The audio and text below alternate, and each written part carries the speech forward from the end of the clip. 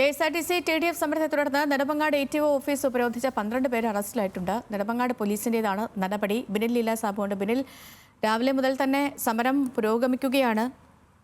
12ഓളം ആവശ്യങ്ങൾ ഉന്നയിച്ചുകൊണ്ടുള്ള സമരം. ഇതിപ്പോൾ നെടുമങ്ങാട് പോലീസ് നടപടി എങ്ങനെയാണ്? എന്താണ് സംഭവിച്ചത്?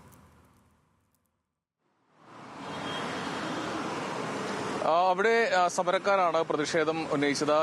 ഓഫീസ് ഉപരോധിക്കുകയായിരുന്നു. ഓഫീസ് ഉപരോധിച്ച 12 പേരെയാണ് നെടുമങ്ങാട് പോലീസ് കസ്റ്റഡിയിലെടുത്തത്. മറ്റ് അനിഷ്ട സംഭവങ്ങൾ ജില്ലയിൽ എവിടെയും റിപ്പോർട്ട് ചെയ്തിട്ടില്ല. ഇന്നലെ പാപ്പനംകോട് സ്വിഫ്റ്റ് ബസ് തടഞ്ഞിരുന്നു പ്രതിഷേധക്കാർ.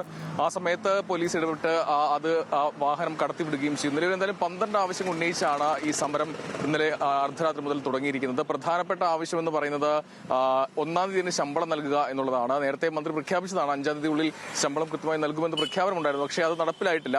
അതും DA വർധനവ് അടക്കമുള്ള കാര്യം ഉന്നയിച്ചാണ് ഈ സമരം തുടങ്ങിയിരിക്കുന്നത്. എന്തായാലും കാര്യമായി സർവീസുകളെ ബാധിച്ചിട്ടില്ല എന്നുള്ളതാണ്. തിരുവനന്തപുരത്ത് എല്ലാ സർവീസുകളും കൃത്യമായി തന്നെ മുന്നോട്ട് പോകുന്നുണ്ട്. അതിൽ ഈ താൽക്കാലിക ജീവനക്കാരെ ഉപയോഗിച്ചാണ് ഈ സർവീസുകൾ തുടരുന്നത്. പ്രാദേശികമായിട്ടുള്ള ഇടങ്ങളിൽ പോലും ഇത്തരം സർവീസുകൾ മുടങ്ങിയിട്ടില്ല. താൽക്കാലിക ജീവനക്കാരെ ഉപയോഗിച്ച് തന്നെയാണ് ഈ സർവീസുകൾ ഇപ്പോൾ തുടരുന്നത്. നിലവിൽ എന്തായാലും വലിയ പ്രതിഷേധം നടത്തുമെന്ന് ഈ പ്രതിഷേധക്കാർ സമരക്കാർ പറഞ്ഞിട്ടുണ്ട്. തമ്പാനൂരിൽ KSRTC തടയാനും അവർ തീരുമാനിച്ചിട്ടുണ്ട്. പക്ഷേ ഇതിനെ നേരിടാൻ തന്നെയാണ് സർക്കാരിന്റെ തീരുമാനം. നേരത്തെ ഡയസ്നോൺ പ്രഖ്യാപിച്ചതാണ്.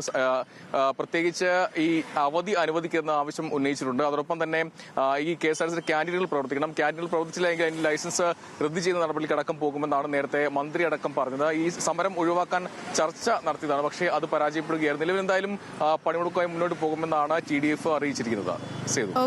ഓക്കെ ബിനിൽ. അപ്പോൾ ഈ സമരപ്രഖ്യാപനമൊക്കെ വന്നതിന് പിന്നാലെ തന്നെ പല തലത്തിൽ ചർച്ചകളൊക്കെ നടന്നിരുന്നു. പക്ഷേ സമരം ചെയ്യുന്ന തൊഴിലാളികൾ അതിൽ നിന്നും പിന്മാറാൻ തയ്യാറായിരുന്നില്ല. ഇന്ന് ഒരുപാട് യാത്രക്കാരെ വലയ്ക്കുമെന്നൊക്കെയാണ് പ്രതീക്ഷിച്ചത്, കരുതിയിരുന്നത്. പക്ഷേ അങ്ങനെ ഒന്നുമില്ല, അനിഷ്ട സംഭവങ്ങളില്ല.